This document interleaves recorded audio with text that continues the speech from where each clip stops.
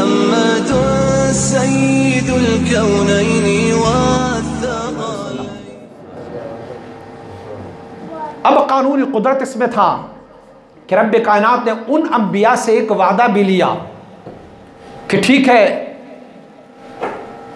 मेरे नबी आने वाला है और उस नबी ने आप सब की तस्दीक फरमाना है, और उस तस्दीक पर तुम लोगों ने उसके बदले में क्या करना है, आप लोगों ने क्या करना है। अल्लाह करीम ने फरमाया कि उस नबी की आपने नुसरत करनी है और उस नबी की आपने तौक़ीर व ताज़ीम करनी है। अब अगर हालात को देखा जाए तो हालात ये है कि वो अंबिया सूरतन हमारे और आपके आका सल्लल्लाहु अलैहि वसल्लम से पहले गुजरे हैं, और हमारे और आपके आका सल्लल्लाहु अलैहि वसल्लम सूरतन आपके बाद तशरीफ लाए अंबिया अलैहिस्सलातु वस्सलाम की। तो कैसे रब्बे कायनात की इस कलाम का जवाब देंगे नबी, क्योंकि वो नबी तो आखिरुज़्ज़मान है, सूरतन बाद में आने वाला है, और ये अंबिया तो पहले गुजरे हैं। तो अब कैसे उस नबी की नुसरत फरमाएंगे, उनकी ताज़ीम और तौक़ीर कैसे करेंगे। रब्बे कायनात ने जो अज़ल में मीसाक लिया था, उस मीसाक का इम्तिहान भी रब ने लेना था। होता है हम कोई सिलेबस पढ़ते ना, सिलेबस पढ़ने के बाद हमने उस सिलेबस का एग्जाम भी देना है, इम्तिहान भी देना है। हमें उस्ताद समझाता रहता है कि भाई ये करना है, ये करना है, ये पढ़ना है, ये दलील है, ये दलील है। उसके बाद उस्ताद हमारा इम्तिहान भी लेता है कि क्या हमने जो कुछ पढ़ा है उस पर हम अमल कर रहे हैं कि नहीं। और दो तरह का इम्तिहान होता है। एक इम्तिहान होता है जिसे तहरीरी कहते हैं, और एक इम्तिहान होता है जिसे तकरीरी करते हैं, जिसको प्रैक्टिकल कहते हैं। प्रैक्टिकल करके इम्तिहान लेना होता है। हमारे यहाँ मदारिस में भी ये होता है, कभी उससे तहरीरी पर्चों में और पेपर पे इम्तिहान लेते हैं, और कभी उनसे प्रैक्टिकल करके इम्तिहान लेते हैं। फिल बदी अल ज़बान इबारत पढ़ो, पढ़ के दिखाओ, मैं देखूं जो कुछ आप पढ़ चुके हैं उस पर आप दस्तरस भी हासिल है कि नहीं। रब्बे कायनात ने अंबिया अलैहिस्सलातु वस्सलाम की उस मुक़द्दस गुरूह को जो अज़ल में मिसाक लिया हुआ था, तो रब्बे कायनात ने उनको फरमाया था कि अक़ररतुम व अख़ज़्तुम अला ज़ालिकुम इस्री। रब्बे कायनात ने फरमाया जो मैंने आपको बताया है कि मेरे नबी ने आना है, तुम सारों ने उनकी इज्जत व तौक़ीर करनी है। अल्लाह ने अपनी कसम भी दिलाई और उनसे वादा भी लिया कि ये कुछ करना है। नबी अपनी वादे से कभी फिरते नहीं है, लेकिन रब ने कायनात को दिखाना था, नबी की अजमत दिखानी थी, हमारे और आपके आका सल्लल्लाहु अलैहि वसल्लम की अजमत दिखाने। रब ने बहाना बनाया, एग्जाम सेंटर बनाया, इसमें भी हिकमत पोशीदा है। क्या रब्बे कायनात मुस्तफ़ा करीम सल्लल्लाहु अलैहि वसल्लम को डायरेक्ट मिनल मस्जिदिल हराम अपनी लिक़ा के लिए नहीं ले जा सकते थे? अल्लाह रब्बुल इज़्ज़त अगर इस पर कादिर है कि रात की एक पहर में अपने हबीब सल्लल्लाहु अलैहि वसल्लम को, और साथ और लम्हात भी इतने कि आप मुबारक जब तशरीफ़ लेके जाते हैं और वापस आते हैं तो आपके दरवाजे की कुंडी अभी हिल रही है। आपने जिस बर्तन से वुजू फरमाया उसके पानी में अभी तक उनके ठहराव नहीं आया, अभी तक लहरें बढ़ रही हैं उसमें से। इतनी लम्हात में जब रब्बे कायनात उनको सैर फरमा सकता है, तो क्या इस पर कादिर नहीं है कि डायरेक्ट मस्जिद हराम से हमारे और आपके आका सल्लल्लाहु अलैहि वसल्लम को अपनी वस्ल और अपने लिक़ा के सुम्मा दना फतदल्ला के मकाम तक लेके जाए? कादरी मुतलक ज़ात है, लेकिन रब्बे कायनात की उसमें एक हिकमत पोशीदा थी, और कई हिकमतों में से एक हिकमत ये भी थी कि मुस्तफ़ा करीम सल्लल्लाहु अलैहि वसल्लम के बारे में जब अंबिया अलैहिस्सलातु वस्सलाम से जो वादा और जो मिसाक लिया गया था, अब प्रैक्टिकल करके उनका इम्तिहान लेना था रब्बे कायनात ने।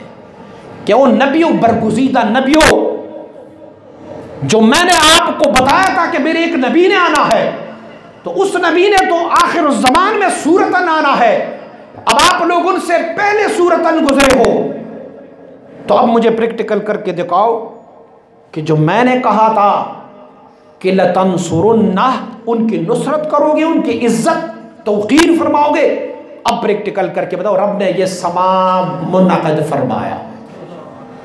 और समा ये हुआ कि जब हमारे और आपके आका सल्लल्लाहु अलैहि वसल्लम मस्जिद अक़सा में तशरीफ़ ले गए, तो मस्जिद अक़सा में तशरीफ़ ले जाते हुए अम्बिया अलैहिस्सलातु वस्सलाम 1,24,000 कम व बेश अम्बिया अलैहिस्सलातु वस्सलाम ने हुज़ूर सैयद आलम सल्लल्लाहु अलैहि वसल्लम का इस्तक़बाल फरमाया। और उस इस्तक़बाल की भी हुज़ूर सैयद आलम सल्लल्लाहु अलैहि वसल्लम ने हमें एक निशानी बताई है। फरमाया नबियों ने मेरा इस्तक़बाल कैसे किया।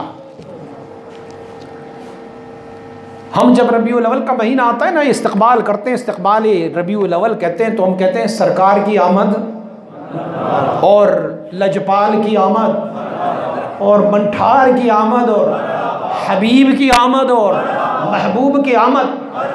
लोग कहते हैं तुमने बिदत की है।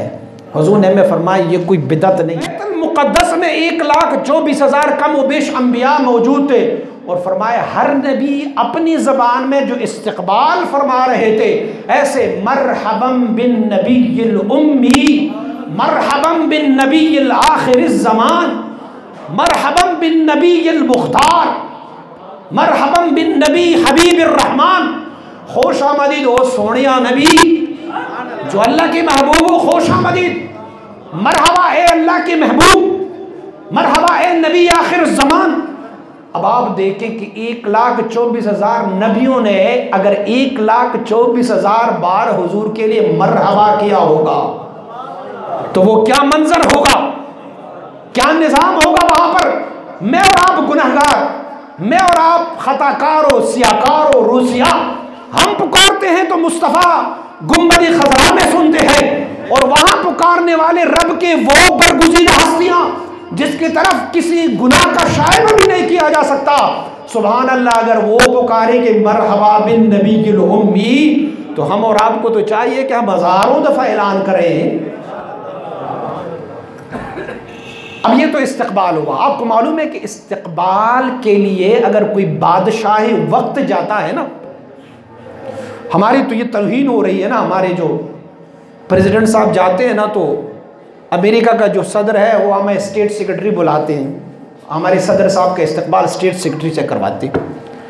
अगर चाइना चले जाते हैं हमारे, तो हमारे जो है वो किसी वज़ीर तालीम को हमारे सदर साहब के और वज़ीर आज़म के इस्तक़बाल के लिए वहाँ भेजिए, तो हमारी तौहीन है। लेकिन कानून जानिए, जहाँ पर आने वाला जितना मुअज़्ज़म होता है, आने वाला जितना इज्जत वाला होता है, इस्तक़बाल करने वाले भी उतनी ही ऊंचे मर्तबे में खड़े होते हैं। उनके लिए कोई मुलाजिम एरी गैर को नहीं खड़ा किया जा सकता।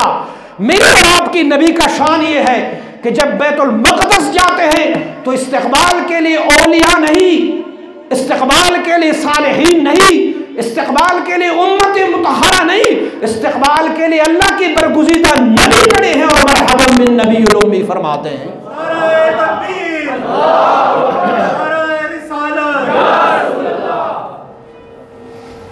अब एक तो ताज़ीम ये होगी, प्रैक्टिकल करके इम्तिहान दिया। रब्बा जो वादा किया था ना कि जब नबी आखिरुज़्ज़मान तशरीफ़ लाएंगे तो हम नबी आखिरुज़्ज़मान की ताज़ीम करेंगे, तौक़ीर करेंगे, उनकी नुसरत करेंगे। रब्बा आज हमने दिखाया कि जो सालार आ रहा है, जो सरदार आ रहा है, जो मंठार आ रहा है, जिनकी वजह से हमें नबूवत मिली है, जिनकी वजह से हमें किताबें मिली है, जिनकी वजह से हमें ये रिसालत मिली है, जिनकी वजह से रब्बा तूने अपनी रुबूबियत को जाहिर फरमाया, जिनकी वजह से रब्बा तूने दुनिया और कायनात को पैदा फरमाया, जिनके बारे में आपने फरमाया कलमा अज़हरतु रुबूबियती, महबूब अगर आपकी पैदाइश मकसूद ना होती तो मैं आप रब ने होने को भी जाहिर ना फरमाता, मैं अपनी रब होने को भी जाहिर। रब्बा वो मंठार, वो सालार, वो सरदार आए हैं तो हम सारे कड़े हैं इस्तक़बाल के लिए और मरहबन बिन नबीयिल उम्मी का सदाएं लगा रहे हैं। एक तो ये ताज़ीम और तौक़ीर फरमाए, और दूसरा एक ताज़ीम और तौक़ीर का एक पहलू ये भी है कि हम हर उस बंदे को अपना इमाम मुंतखब करते हैं जो हम सारों में से साफ़ हो, जो हम सारों में से नक़ी हो, जो हम सारों में से तक़ी हो, जो हम सारों में से साहिब इल्म हो, साहिब बसीरत हो। आप फ़िक़्ह हनफी में इमामत की चैप्टर को देखें ना, तो इमाम अबू हनीफा रहमतुल्लाह ने क्या शराइत लगाए हुए कि इमाम को कैसे होना चाहिए। आप फरमाते इमाम को आलिम होना चाहिए। किसी ने सवाल पूछा हज़रत इमाम अबू यूसुफ रहमतुल्लाह तआला ने कि हुज़ूर अगर दो आलिम मौजूद हो तो आपने फरमाया अगर दो आलिम मौजूद हो तो फिर दोनों में से देखो, जो हाफिज़ भी हो, कुरान की कारी भी हो, फिर उन दोनों में से उनको मुंतखब कर लो, उसे अपना इमाम बना लो। आलिम भी है, हाफिज़ भी है, कुरान भी। का हुज़ूर अगर आलिम भी मौजूद हो, दोनों उलमा हो, दोनों ही हाफिज़ हो, तो फिर किसको आगे किया जाए। फरमाया इन दोनों में फिर देख लो कि उसमें से अहसनुस्सौत, जिनका आवाज़ बड़ा खूबसूरत हो, उसे आगे कर लो। का हुज़ूर अगर ये वस्फ़ भी सारों में शरीक हो, अहसनुस्सौत भी हो, आवाज़ भी बड़ा खूबसूरत हो, तो फिर फरमाए जिसकी नसब पे रची हो उसे आगे कर लो। का हुज़ूर सब सादात हसनैन करीमैन है, तो फिर क्या, किसको आगे कर ले। तो आपने फरमाया फिर देखो जिसकी चिट्ठे साफ कपड़े हो ना, उसे आगे कर दो। वो फरमाया कपड़े भी सारों के माशाल्लाह चिट्टे हैं, साफ है, फिर किसको आगे कर ले। आप मुबारक ने फरमाया फिर उस बंदे को आगे कर लो जिसकी घर में उनकी ज़ौजा खूबसूरत हो, क्योंकि जब ज़ौजा खूबसूरत होगी तो फिर वो दूसरों की तरफ निगाहें नहीं उठाएंगी, उसी को आगे कर लो। फिर हमारी दुनिया का निज़ाम ये है, सिस्टम ये है, हमारा कानून ये है कि हम इमाम को उसे मुंतखब कर लेते हैं, उसे इमाम बनाते हैं जो सबसे नकी हो, जो सबसे तकी हो, जो सबसे आलम हो, जो सबसे परहेजगार हो, जिनके कपड़े भी साफ हो, उसकी तरफ उंगली ना उठ जाए। क्योंकि इमामत का तकाजा एक ये भी है कि मुक्तदी अगर पीछे खड़े हो और इमाम से दिल में बीर रखता है, खैर रखता है, कोई उनसे दिल में कोई बुग़्ज़ व कीना रखता है, या उनके किसी आमाल व अफ़आल पर उनसे नाराज़ है, तो इस मुक्तदी के उसके पीछे इक़्तिदा ही जायज़ नहीं है। ये मुक्तदी पर चला जाए, घर में नमाज पढ़ ले, घर उनके लिए अच्छा है। फिर तो हमारी दुनिया में कानून ये है। अब रब्बे कायनात ने अपने हबीब लबीब को बनाया कैसे? वो सबसे नकी, वो सबसे तकी, सबसे बरगुज़ीदा, सबसे आला, सबसे औला, सबसे बेहतर, सबसे बरगुज़ीदा, सबसे बरगुज़ीदा, बल्कि बादज़ खुदा बुजुर्ग तो ये किस्सा मुख्तसर। रब्बे कायनात ने आपको वो बनाया और फिर ये भी प्रैक्टिकल करके साबित कर दिया कि अगर नबियों का भी कोई इमाम बन सकता है तो वो मेरा आका मोहम्मद मुस्तफ़ा होगा।